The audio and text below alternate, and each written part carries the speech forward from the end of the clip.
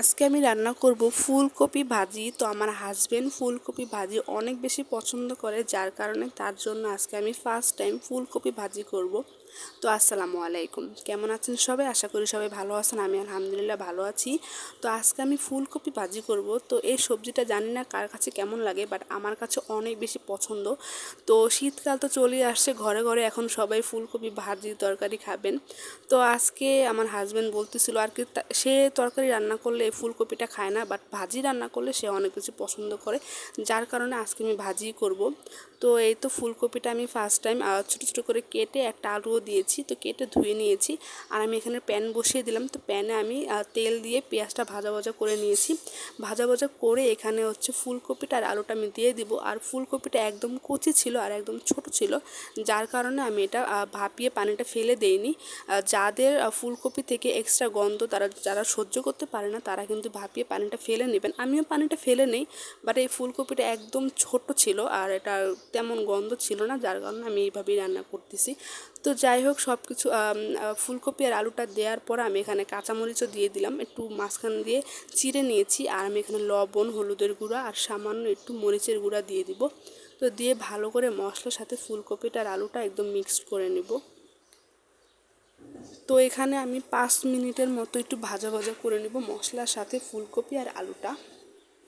তো মশলার সাথে যখন এটা মিশে যাবে, তখন আমি এখানে হচ্ছে সিদ্ধ হওয়ার জন্য সামান্য একটু পানি দিয়ে দিব। তো পানি দিয়ে এটা আমি একটু ঢেকে দেব সিদ্ধ হওয়ার জন্য আর কি।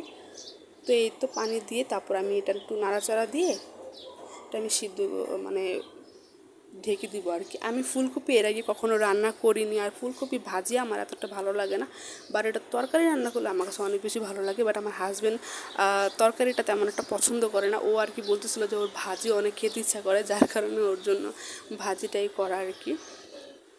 তো এই তো এটা কিন্তু একটু একটু সিদ্ধ, আর ফুলকপিটা যেহেতু নরম থাকে, সিদ্ধ হতে কিন্তু বেশি টাইম লাগে না।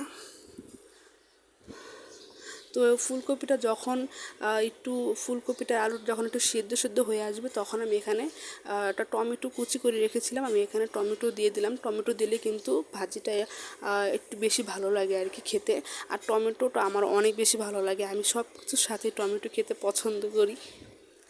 তো এই আর কি। তো এটা কিন্তু রান্না করতে বেশি সময় লাগে না, আর আমাদের চুলায় একেবারে গ্যাস নেই, যার কারণে এই কারণে লেট হচ্ছে। না হলে এটা রান্না করতে বেশি সময় একেবারেই লাগে না। তো এই তো টমেটোটা দেওয়ার পর টমেটোটা ভালো করে একটু মানে মশলার সাথে ভালো করে একটু মিশিয়ে নিতে হবে। তো এই আর কি। আর ভাজিটা যখন একটু ভাজা ভাজা হবে, তখনই কিন্তু আমি এটা নামিয়ে ফেলবো। তো আরেকটু হবে আর কি। তো এটা যখন পুরোপুরি হয়ে যাবে, ফুলকপিটা আর আলু যখন সিদ্ধ হয়ে আসবে, দেখেন অনেকটা কিন্তু হয়ে গিয়েছে। তো নামানোর আগে আমি কিছু ধনিয়া পাতা কুচি করে রেখেছিলাম, তো ওই ধনিয়া পাতা কুচিটা দিয়ে তারপর আমি এটা নামিয়ে ফেলবো। তো দেখেন এটা কিন্তু হয়ে গিয়েছে। আর এটা বেশি নাড়াচাড়া দিলে এটা কিন্তু বেশি নরম হয়ে যাবে। তো এই তো ধনিয়া পাতা কুচিটা দিয়ে আমি এটা নাড়াচাড়া দিয়ে নামিয়ে ফেলবো। তো ভাজিটা কেমন হয়েছে, আপনাদের কাছে কেমন লাগলো অবভিয়াসলি কমেন্টে জানাবেন। আর এইভাবে একবার হলেও ট্রাই করবেন, আশা করি আপনাদের সবার কাছে অনেক বেশি ভালো লাগবে। তো সবাই ভালো থাকবেন, সুস্থ থাকবেন, আর আমার জন্য বেশি বেশি করে দোয়া করবেন। তো আজকে এই পর্যন্তই। তো আসসালামু আলাইকুম।